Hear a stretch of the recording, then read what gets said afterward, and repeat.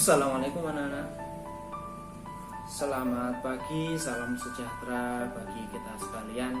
Salam sastra, salam budaya, salam bahasa. Om Swastiastu.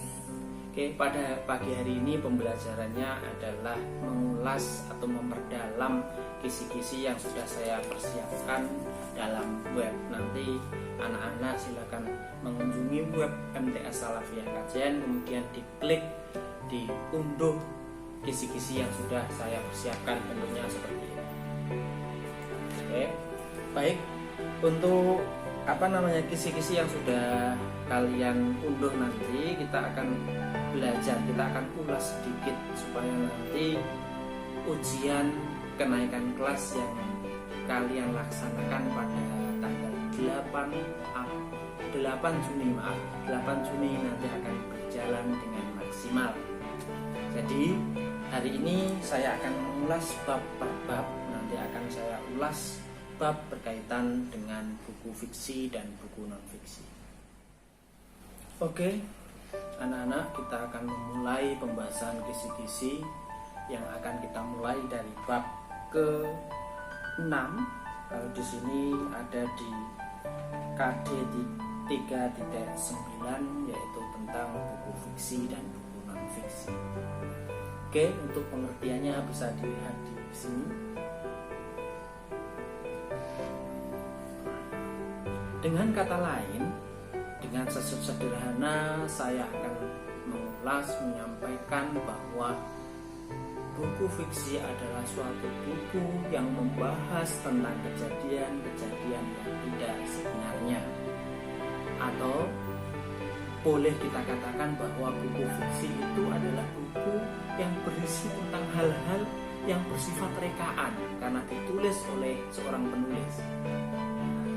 Untuk contohnya bisa dilihat di sini, ada cerpen, ada novel, ada novelet, ada dongeng dan lain sebagainya.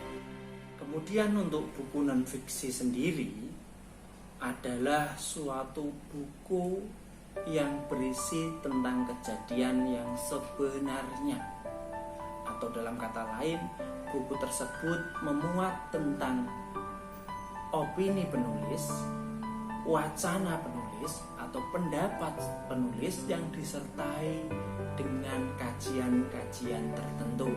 Berarti penulis itu mengkaji sebuah opini, langsung terjun ke lapangan untuk melihat kejadian tersebut secara nyata yang kemudian ditulis dalam sebuah buku. Itulah pengertian dari buku non-fiksi. Kita langsung saja untuk membahas mengenai atau memperdalam mengenai kisi-kisi pembuatan soal semester genap yang akan saya sampaikan, yang akan saya tulis untuk kebutuhan soal UKK yang akan dilaksanakan pada tanggal 8 Juni mendatang. Yang pertama yaitu tentang unsur buku fiksi dan non-fiksi. Untuk bentuk soalnya pilihan ganda, kemudian nomor soalnya 1, yaitu siswa dapat menemukan unsur-unsur buku fiksi dan non-fiksi. Oke, jadi nanti kalian melihat sendiri atau kalian belajar tentang unsur-unsur buku fiksi dan non-fiksi. Untuk ulasannya bisa dilihat di sini, unsur-unsur buku fiksi. Kemudian juga di sini ada unsur-unsur buku non-fiksi. Oke, sudah.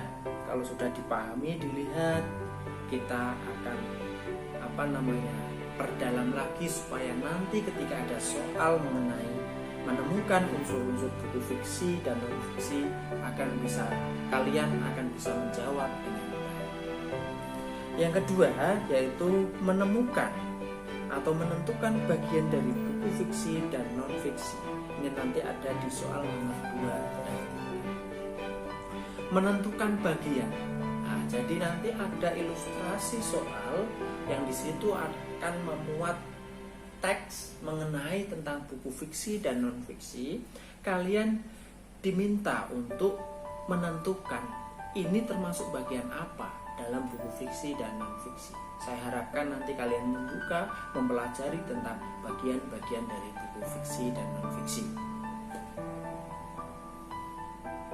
Untuk yang nomor 4, di sini nanti kalian menemukan kelemahan buku fiksi dan non-fiksi. Jadi nanti kalian akan membaca data di buku fiksi atau data di buku non-fiksi. Kalian diharapkan menentukan kelemahannya apa, kelebihannya apa buku yang ditulis atau buku yang ada di ilustrasi tersebut. Itu nanti ada di pilihan ganda nomor 4. Kemudian nanti ada pilihan ganda nomor 5 dan 6, yaitu menentukan gagasan pokok dari kutipan teks. Nah, ini mungkin kalian sudah paham.